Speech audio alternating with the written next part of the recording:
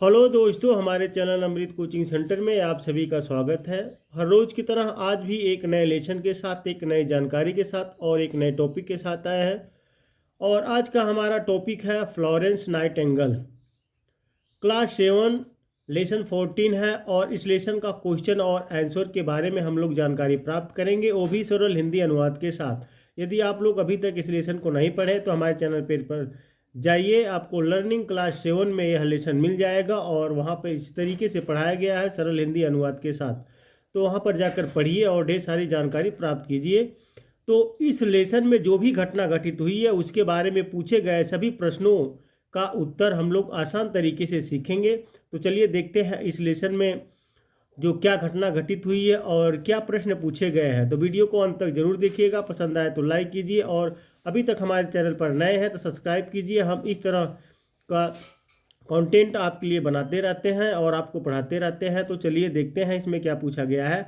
तो पहले पूछा गया है आंसर द फॉलोइंग क्वेश्चंस, निम्नलिखित प्रश्नों के उत्तर दीजिए। यानी जो भी घटना घटित हुई है जिसके बारे में पूछा गया है तो आपको सभी प्रश्नों का उत्तर देना है। तो पहला क्वेश्चन पूछा गया है how did Florence get her name. Florence को उसका नाम कैसे मिला, यानी फ्लोरेंस का नाम फ्लोरेंस क्यों पड़ा और कब पड़ा, कैसे पड़ा। तो आंसर है Florence got her name from the city Florence in Italy where she was born. Florence को उसका नाम इटली के फ्लोरेंस शहर से मिला जहां उसका जन्म हुआ था। यानी जिस जगह पे उनका जन्म हुआ था वहां का जो नाम था फ्लोरेंस, एक शहर था, तो इसलिए उनका नाम फ्लोरेंस पड़ा, वहीं से मिला है उनका नाम। क्वेश्चन नंबर बी है what did Florence want to become. Florence क्या बनना चाहती थी। आंसर है Florence wanted to become a nurse. Florence nurse बनना चाहती थी, यानी फ्लोरेंस जो है वह एक नर्स बनना चाहती थी। आगे पूछा गया है question number C why didn't young ladies from good families become nurses in those days. तो उन दिनों अच्छे परिवारों की युवतियां नर्स क्यों नहीं बनती थी, यानी क्यों नहीं बनना चाहती थी, क्यों नहीं बनती थी। तो आंसर है nurses were paid very little money. नर्सों को बहुत कम पैसे दिए जाते थे and they got little respect in society. और समाज में उन्हें बहुत कम सम्मान मिलता था, यानी जो नर्स थी उन्हें बहुत कम पैसे दिया जाता था और समाज में उनका बहुत कम इज्जत भी होती थी, बहुत कम सम्मान मिलता था, इसलिए कोई भी नर्स बनना नहीं चाहता था। Therefore young ladies from good families, तो इसलिए उस समय अच्छे परिवार की युवतियाँ didn't become nurses in those times. तो युवतियाँ नर्स नहीं बनती थी, यानी तब इसलिए उस समय अच्छे परिवारों की युवतियाँ नर्स नहीं बनती थी। वे लोग नर्स बनना नहीं चाहती थी क्योंकि उन्हें एक तो सम्मान कम मिलता था और पैसे भी कम मिलता था, इसलिए वह नर्स नहीं बनना चाहती थी। क्वेश्चन नंबर डी है what did Florence do to improve the condition of the hospital and sanitary, ये एट सेंटारी।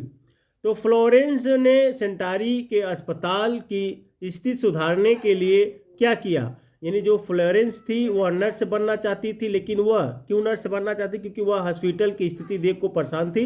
तो वह हॉस्पिटल जो सेंटारी हॉस्पिटल था उसको सुधारने के लिए सोच रही थी। तो आंसर है Florence cleaned of the hospital and built a new kitchen to serve better food.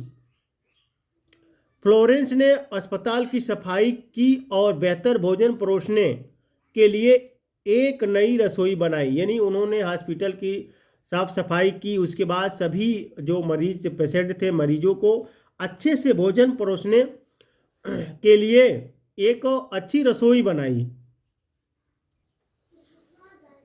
With her own money, she bought new seats and clothes for the patient. उन्होंने अपने पैसे से मरीजों के लिए नई चादरें और कपड़े खरीदे। देखिए उन्होंने हॉस्पिटल की साफ सफाई करवाई, उसके बाद नया किचन बनवाया, उसके बाद मरीजों के लिए कपड़े और चादरें ये सब खरीदे। क्वेश्चन नंबर ई है why is Florence Nightingale known as the lady with the lamp. Florence Nightingale को the lady with the lamp के नाम से क्यों जाना जाता है। तो आंसर है इन द हॉस्पिटल इन सेंटारी, सेंटारी के अस्पताल में। Florence would go from bed to bed carrying a lamp at night. तो फ्लोरेंस रात में लैंप लेकर एक बिस्तर से दूसरे बिस्तर पर जाती थी। क्या लेकर? एक लॉलटेन लेकर, देखने के लिए सभी को। This is how she got the name the lady with the lamp. इस तरह उन्हें the lady with the lamp नाम मिला। तो उन्हें the lady with the lamp के नाम से भी जाना जाता है, फ्लोरेंस नाइटिंगेल को, क्योंकि वह जो है इतना अच्छा कार्य कर रही थी। अब रात में सभी को देखने के लिए, सभी मरीज के पास जाने के लिए एक बेड से दूसरे बेड तक, तो वे हाथ में लालटेन लेकर जाती थी। तो इसीलिए उन्हें जो है the lady with the lamp के नाम से भी जाना जाता है। अब देखिए क्वेश्चन नंबर 2 है, इसमें है राइट ट्रू और false for the given sentences. तो इसमें जो भी पूछा गया, जो भी घटनाएं घटित हुई है, उसमें सही और गलत का चिन्ह लगाना है, जिसे दिए गए कथनों के लिए सही या गलत लिखे। तो पहला क्वेश्चन यहाँ पूछा गया, Florence was born in a poor family. Florence का जन्म एक गरीब परिवार में हुआ था। तो यह गलत है, यानी यह झूठ है, क्योंकि फ्लोरेंस एक अमीर परिवार में पैदा हुई थी। She wanted to become a nurse, वह नर्स बनना चाहती थी, तो यह सत्य है। She grew up in Italy, ये झूठ है, यानी यह गलत है। तो यहाँ पे देखिए फॉल्स है, असत्य है। तो वह इटली में पली बढ़ी, तो यह असत्य है। अगला है she worked very hard to improve the condition of the hospital.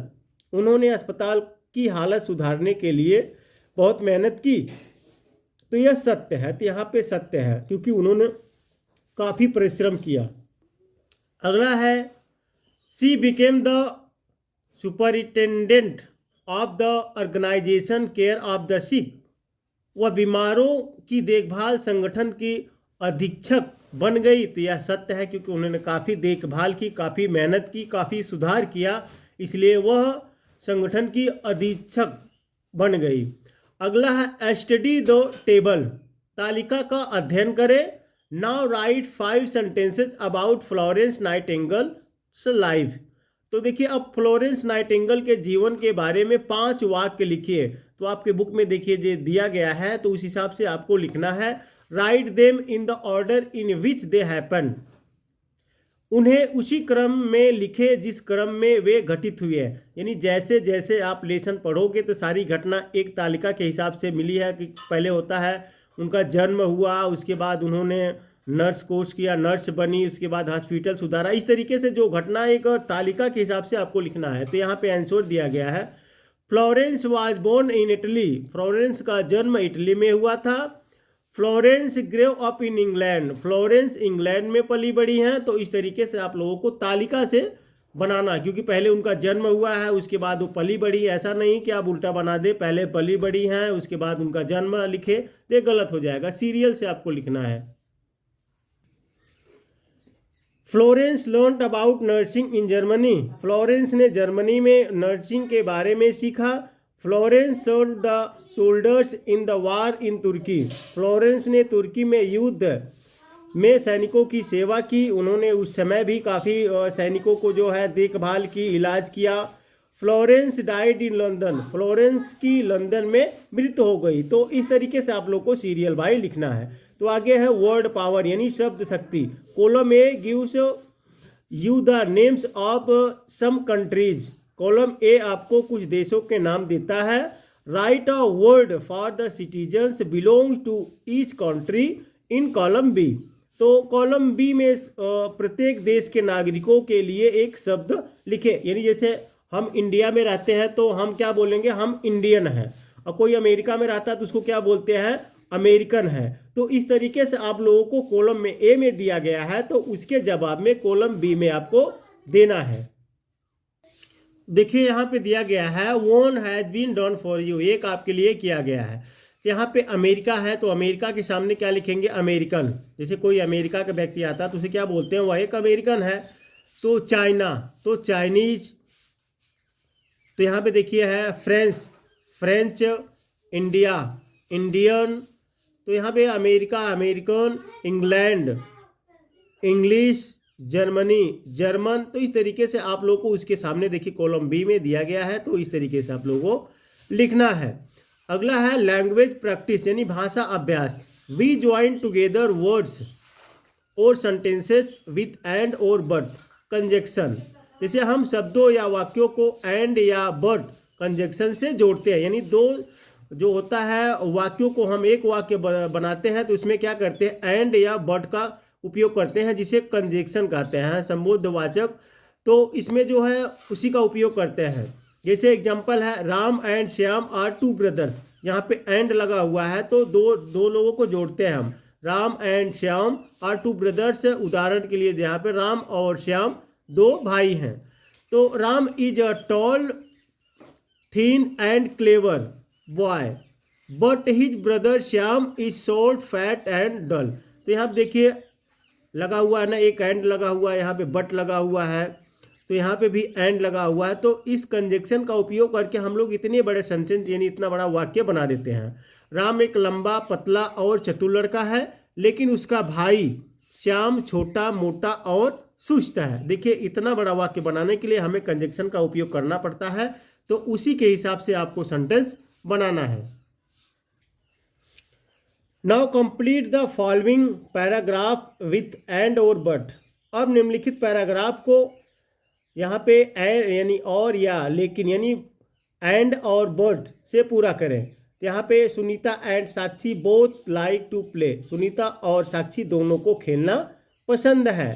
Sunita likes to go to school but Sakshi does not like school at all. Sunita को स्कूल जाना पसंद है, लेकिन साक्षी को स्कूल बिल्कुल पसंद नहीं है। तो इस तरीके से देखिए इसमें क्या लगा हुआ है, बट लगा हुआ है। तो इस तरीके से आप लोगों को इसमें बट या एंड का उपयोग करके वाक्य बनाना है। Sunita keeps her room neat and tidy but Sakshi keeps her room dirty. तो सुनीता अपने कमरे को साफ सुथरा रखती है, लेकिन साक्षी अपने कमरे को गंदा रखती है। तो देखिए यहाँ पे भी लगा हुआ है एंड और यहाँ पे बट। तो यही एंड और बट का उपयोग करके आप लोगों को वाक्य बनाना है। इस तरीके से आप बनाइए। तो अगला है रीड एंड अंडरस्टैंड, पढ़ें और समझें। अब देखते हैं पढ़ें और समझें में क्या बताया गया है। We use somebody to refer to a person who is not known. यानी अब देखिए क्या है, हम समबडी का उपयोग किसी ऐसे व्यक्ति को संदर्भित करने के लिए करते हैं जो ज्ञात नहीं है, यानी जिनके बारे में हम नहीं जानते हैं। उस व्यक्ति को किसी प्रकार की बात करने के लिए हम समबडी का उपयोग करते हैं। और we do not want to mention by name, या हम नाम का उल्लेख नहीं करना चाहते, यानी हम जो है किसी का नाम भी नहीं लेना चाहते हैं और किसी के बारे में कुछ बातें बताना चाहते हैं या कहना चाहते हैं, तो उसलिए हमको उस जगह पर क्या उपयोग करते हैं, ये समबडी का उपयोग करते हैं। We use nobody in positive sentences. हम सकारात्मक वाक्यों में नो बडी का उपयोग करते हैं। We use anybody in negative sentences और क्वेश्चंस। हम नकारात्मक वाक्यों या प्रश्नों में नो एनी बडी का उपयोग करते हैं। जैसे कहीं पे क्वेश्चन पूछा गया है तो वहाँ पे एनी बडी का उपयोग करते हैं। अब देखिए यहाँ पे है क्वेश्चन पूछा गया है, now make sentences with somebody, nobody and anybody using the table below. तो यहाँ पे आपको अब नीचे दी गई तालिका का उपयोग करके समबडी, नोबडी और एनीबडी के साथ वाक्य बनाएं। जो भी आपके बुक में दिया गया है उसमें देखिए किस तरीके से तालिका जो बनाया गया है, तो वहाँ पे आप लोग को सेंटेंस बनाना है। जहाँ पे समबडी आता है तो समबडी का यूज कीजिए, जहाँ पे नोबडी आता है तो वहाँ पे नोबडी का उपयोग कीजिए, जहाँ पे एनीबडी आता है। देखिए एनीबडी का उपयोग तो क्वेश्चन मार्क और नेगेटिव में उपयोग होता है। आंसर है there is somebody at the entrance. प्रवेश द्वार पर कोई है। तो यहाँ पे देखिए समबडी का उपयोग हुआ है। There is somebody on the terrace. छत पर कोई है। अब देखिए ना तो उसका हम नाम लेना चाहते हैं, ना तो उसके बारे में हमें कोई ज्ञात है, तो जिसे हम अंदाजा लगाते हैं कि छत पर लगता है कोई छत पर है, तो उसके लिए समबडी का उपयोग हुआ है। There is somebody in the garden. बगीचे में कोई है। There is somebody near the door. दरवाजे के पास कोई है। There is nobody at the entrance, प्रवेश द्वार पर कोई नहीं है। यहाँ पे देखिए नोबडी लगा हुआ है, यानी नकारात्मक हो गया, जिसे नोबडी कोई नहीं। There is nobody in the class, class में कोई नहीं है। There is nobody on the terrace, छत पर कोई नहीं है। तो इस तरीके से आप लोगों को तीनों वाक्य, मतलब जो समबडी है और नोबडी है, एनीबडी है, इसका उपयोग करके आपको बनाना है। There is nobody in the garden, बगीचे में कोई नहीं है। There is nobody near the door, दरवाजे के पास कोई नहीं है। There isn't anybody at the entrance, प्रवेश द्वार पर कोई नहीं है। There isn't anybody in the class, कक्षा में कोई नहीं है। There isn't anybody on the terrace, छत पर कोई नहीं है। There isn't anybody in the garden, बगीचे में कोई नहीं है। There isn't anybody near the door, दरवाजे के पास कोई नहीं है। तो इस तरीके से इस लेसन का प्रश्न और उत्तर आप लोगों ने बहुत अच्छे से सीखा और बहुत अच्छे से पढ़ा। तो उम्मीद करते हैं आप लोगों को बहुत अच्छे तरीके से समझ में भी आया होगा। आप चाहे तो अपने नोटबुक में लिख सकते हैं, ताकि आपको, मतलब आपके अलावा किसी के भी, आपके दोस्तों के ज़रूरत पड़े तो आप उन्हें भी बता सकते हैं। और वीडियो को इस तरीके से देखते रहिए और अपने दोस्तों तक शेयर ज़रूर कीजिएगा, ताकि आपकी तरह वो भी अच्छे बन सके और आगे बढ़ सके। तो उम्मीद करते हैं इस तरीके से आप लोग बने रहेंगे, पढ़ते रहेंगे। तो फिर मिलते हैं एक लेसन के साथ, एक नए जानकारी के साथ। यदि आप लोग को लगता है कि आपको जानकारी प्राप्त हुई तो लाइक ज़रूर कीजिएगा। कमेंट बॉक्स में ज़रूर लिखिए, भेजिएगा कि यह वीडियो आपको कैसी लगी, समझ में आया कि नहीं आया। यदि आपको कोई असुविधा होती है तो कमेंट बॉक्स में लिखकर आप भेज सकते हैं, उसका सलूशन आप तक हम ज़रूर पहुँचाएंगे।